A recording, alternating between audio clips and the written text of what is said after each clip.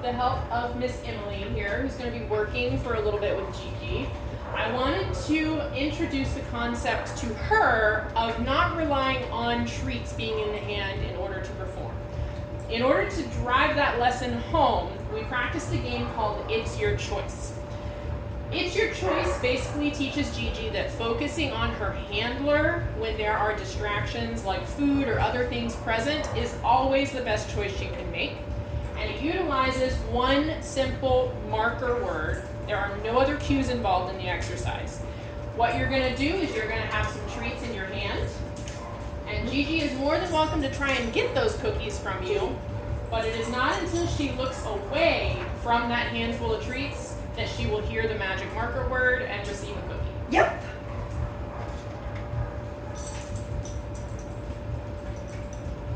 Gigi. Yep.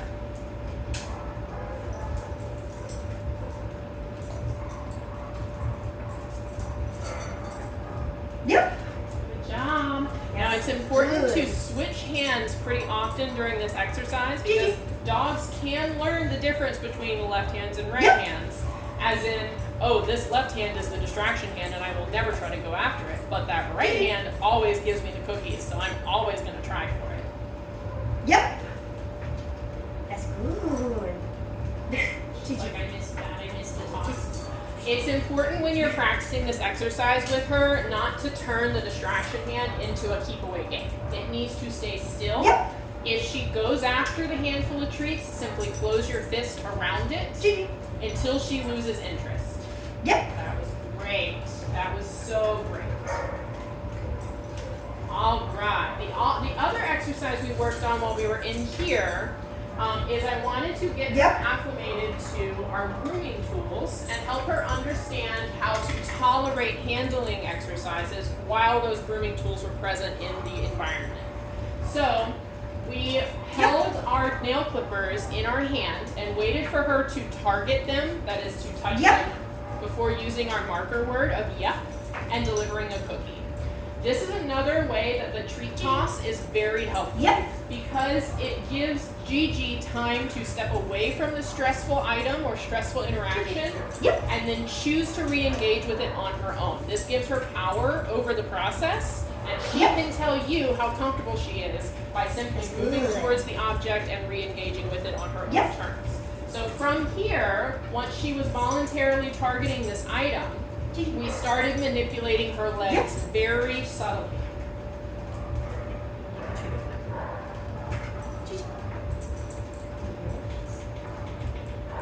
Yep. That was good.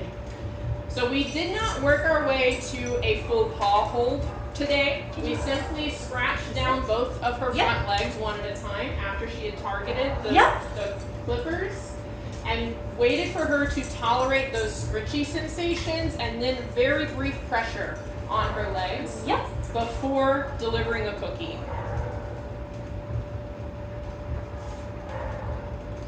One thing she started doing at the very beginning of this exercise is you might see her right now, she's very still and her head is low to the ground, just that slight inclination of the neck down.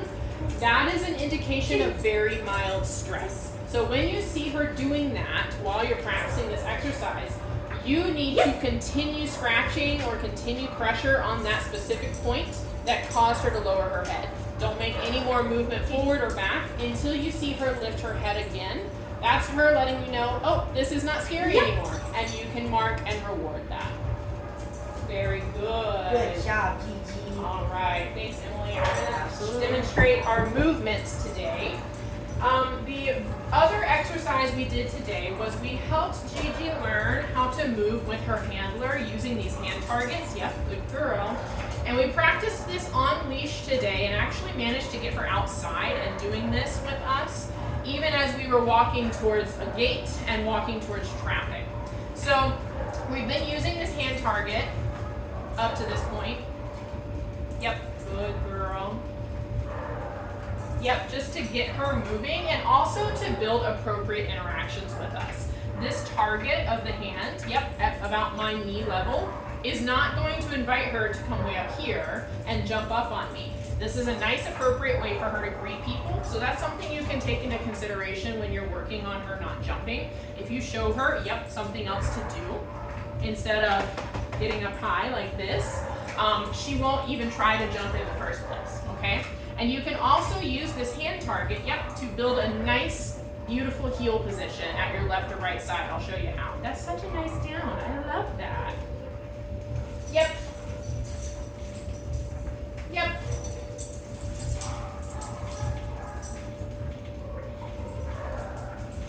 Yep. Yep. Sit. Yep. You've got Gigi, you silly goose. So when I'm moving, all I have to do is show her where I want her to go with her nose. Yep. And when I feel her make contact with that hand, that's where you, yep. I can mark with yep and deliver a cookie to let her know that that's where I want her to be.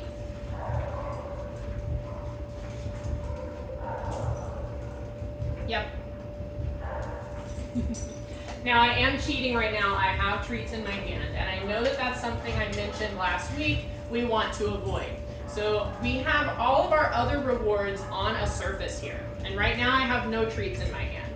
This is another way that the hand target comes in handy because it's a very simple, yep, way, yep, sit for Gigi to get things right in between other more complex exercises. And you notice how she's offering me a sit and a down and even playing dead? This is how you know what she knows and what she doesn't know. I have not used a single obedience cue for her today. I have simply used our visual targets and the word yep to indicate when she's done something right. And now she's actually, yep, offering me, yep, these other behaviors that you have worked on at home because you've done such a great job of rewarding her once she hits those positions. So I don't even have to ask for it, but she's showing me that she has a comprehension of those obedience behaviors by offering them to me unasked for. And now I can shift to down.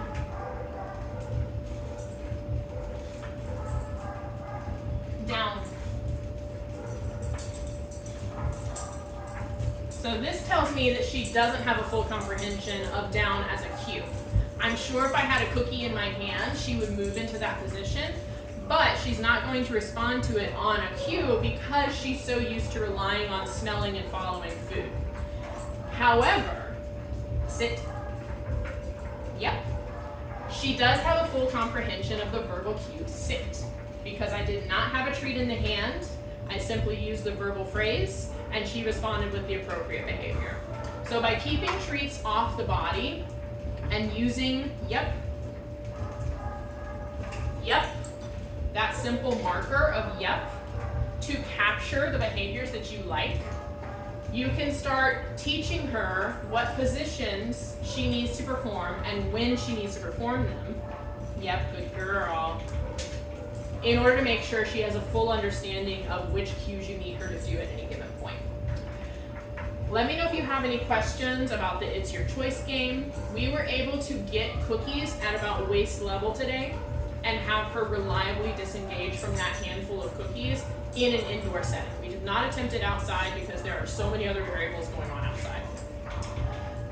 When you're working with her on leash, on moving with you, yep, you don't have to give her a cookie every single time she does something right for you. The act of moving together is its own reward, okay? Gigi, yep, yep, I have no cookies with me right now. Yep, yep, yep, sit, yep, good girl.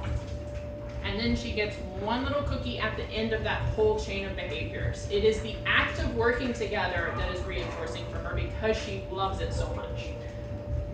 Yes, a good girl. Yes, a good girl. She did really well for us today.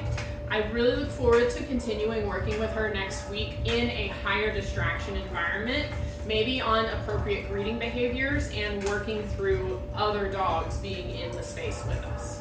Yeah, but you did so good. I'm so proud of you. You're so